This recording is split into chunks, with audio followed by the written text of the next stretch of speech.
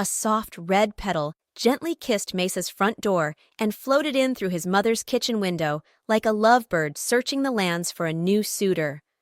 The warm breeze delivered the delicate parcel to the table just before Mesa could take a bite of his frosted O's.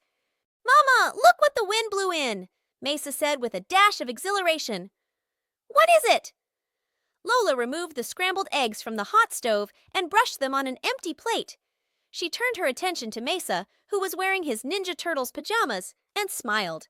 His black hair was frizzled, and a bright smile was plastered on his. "Poppy, your eggs are ready!" Lola yelled. She sat down and studied the petal. It had a velvety texture, and the color was bright and vivid. "I know what this is," she said. "It's a petal from a red tulip. I need to explain quickly, because I'm afraid of being overheard by your Poppy." "I understand," Mesa replied. "I know how he gets, but a red tulip? How did it get in?" "Good morning, my wonderful family," Poppy said, storming into the kitchen. His thick white mustache was curled upward, matching his goofy grin, and his white hair was full of pep. He saw his daughter Lola holding the red petal and gushed, "Oh, you found a love petal, huh?" He sniffed the air and finished, "Ah, I can smell the pass." Lola stood and said, "That's not the smell of love in the air, you silly old man. That's your scrambled eggs getting cold."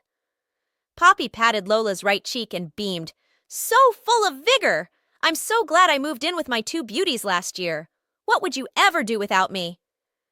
Lola raised her left eyebrow and pursed her lips. "I could think of a million reasons." "What's a love petal, Poppy?" Mesa cut in. Poppy sat down next to his 13-year-old grandson and widened his gray eyes. "A love petal is a precious gift from fate. You see, it is said that whoever finds a love petal is destined to meet their—" "Now, Poppy," Lola said, "you met Mommy at the market when you two worked together all those years ago. Leave your fairy tales for bedtime." "That is true," Poppy said, holding the red petal in the light.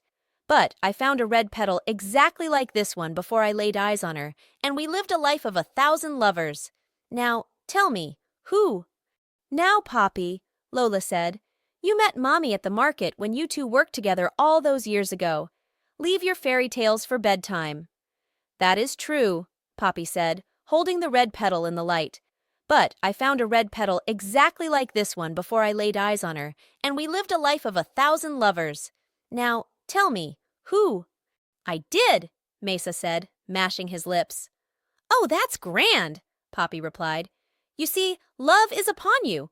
Why, I bet if you looked out the window right now, you might see your future wife." "Now, Poppy, that's too much," Lola scowled. "Mesa is too young for love." Poppy stabbed one of his eggs and shoved it into his mouth. He knew his daughter didn't approve of such things. Ever since the devastating loss of Mommy, Lola had lost her imagination. He chewed heavily.